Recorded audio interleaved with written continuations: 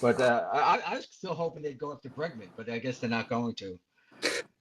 You got to remember, if you go after a guy like Bregman, then you're saying next year when you have money available, we're not going after Tucker, and Tucker should be the That's target true. next.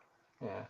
And I think the Tigers and the Red Sox are heavy on him right now, Bregman. So the Yankees aren't even in the conversation.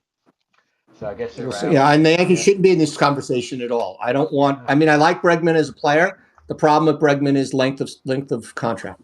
Well, what if Perfect. what if he needs to sign? What if he doesn't have a place to go where they can Yeah, get he him? hasn't On? signed Well, yet. he go. I'm surprised Boston's not. I mean, he's a perfect fit for Boston. Oh, he is. Well, they said He's got the monster, which will be essentially like the Crawford boxes down there in Houston. So, yeah, Boston. I'm surprised have not popped on him. Well, Boston, despite the fact that they are not a small market team, they don't seem to want to spend the money, and they're still flirting with Arenado. And if they pick up Arenado, their best player, Devers, is already a third baseman.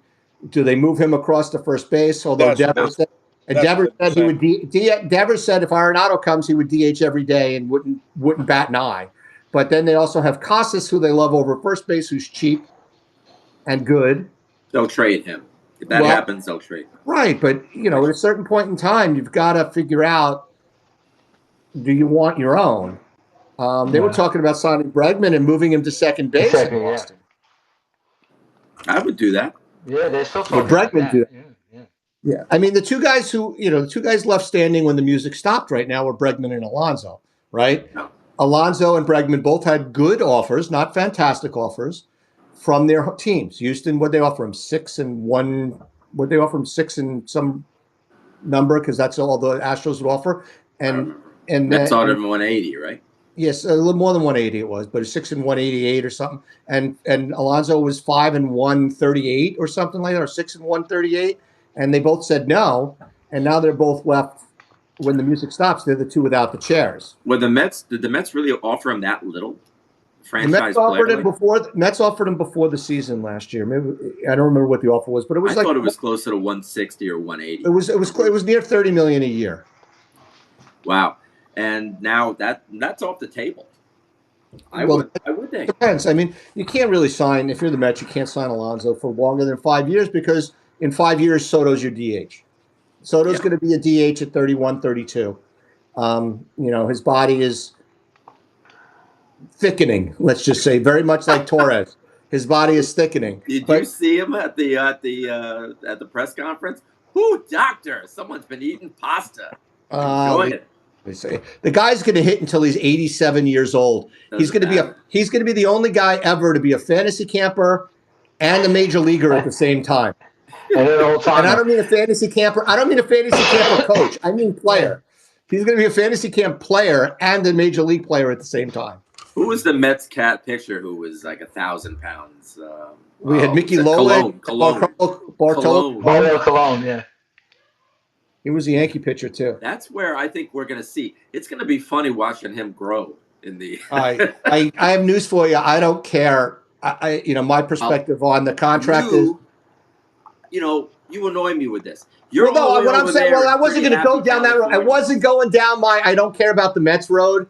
I was going to say I don't care how long his contract is. I think 15 years down the road, he's going to be hitting 290 to 310 with 25 to 35 home runs and a 400 on-base percentage. That's all I was going to say. You get annoyed because I'm indifferent to the Mets, which I think is worse than hating the Mets, because I just don't care. I just don't care. The Yankees made an honest effort to sign him. I'm very surprised that the Yankees offered as much as they did, but he's with the Mets. I don't give a flying Walenda about the Mets, except when the Yankees play them. I just don't care. Don't care. It's like the New York Giants. I'm a stupid Jets fan. I don't care about the New York Football Giants, except for when they play the Jets. There is not an episode where you don't mention the New York Football Giants. Exactly. Right? Not a single episode. We have never had a show here where you didn't. That is my tribute to Howard Cosell, the New York Football Giants. So yeah, but I don't have any. I am indifferent. It's not like hockey where the Rangers have to play the Devils and the Islanders all the time, and I can hate them and yell "Potvin sucks" for 50 years like I have.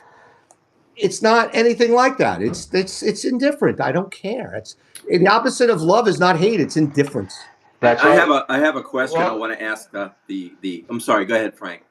I was going to say, so you guys looking at different than Joe and I look at Soto's lasting 15 years. Joe and I hope we last 15 years to watch it go bad. Well, Joe is already 106, so Joe, he looks Joe, great. I don't see why you're picking on the guy. He looks fantastic for his age. He's 106 years old. Yeah, that's right. As they said in Coming to America, Joe Louis was 106 years old when he fought Frank Marciano. Oh, Tommy typed in here. Oh, Tommy! All right, Tommy Matone. We got to give Tommy Matone. He's become a regular contributor. Hey, Tommy. Let's see what Tommy Matone has to say. I have a feeling he's picking on me, but that's all right because I love Tommy. Who There doesn't? we go. Tommy Matone jumps right in. First of all, Miller, Podman never sucked. That's number one. Number two, it's great to see you all together again. It's a lot of fun to watch the River Dogs come together and talk about a lot of nonsense that doesn't really matter in our lives to begin with. But I love you all. There you go. Tommy Matone, everybody. There you go, Tommy. That is a Tommy line. That is great. Speaking of not caring, all right. So we're here, the four idiots with no inside information whatsoever, right? Four idiots. And you look online and you look in the papers and you got Heyman and Sherman and all these guys who are supposedly all these insiders, and their crap is crap. It's crap. I mean, I love watching the Fireside Yankees guys because they have no inside information either, and they're entertaining as hell.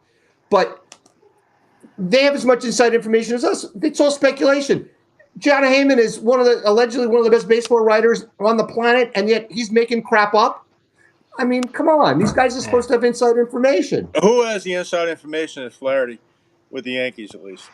Oh, Flaherty. I can't stand his. No, No, I think I know you don't like him. Well, actually, he's not bad broadcasting, but I mean, at least on his post game shows. But I think he seems to have what the Yankees. I mean, he knew that Soto wasn't going to come to the Yankees. I mean, he came out and said it. He's not going to come to the Yankees, and it turned out. Well, Michael Kay said that too. Michael Kay said he's going to take the biggest offer. Michael Kay, I listen on 880 AM, New York, ESPN. I listened to him today. But he said Soto wasn't coming back because he was just going to take the biggest deal anyhow. He was. Yeah. Mm-hmm. And Colin well, was not I mean, gonna that's sad. Get outbid. There's no way he was going to get outbid. No, he wasn't. But the Yankees offered a fair trade. So, I think Yankees decided. I think the Yankees knew all along. I think this is all strategy. I think the Yankees knew all along he was going to outbid them, that he was going to go at all cost, and they just rided it up. I don't think they ever expected him to accept that. So they did to the Mets what people do to the Yankees.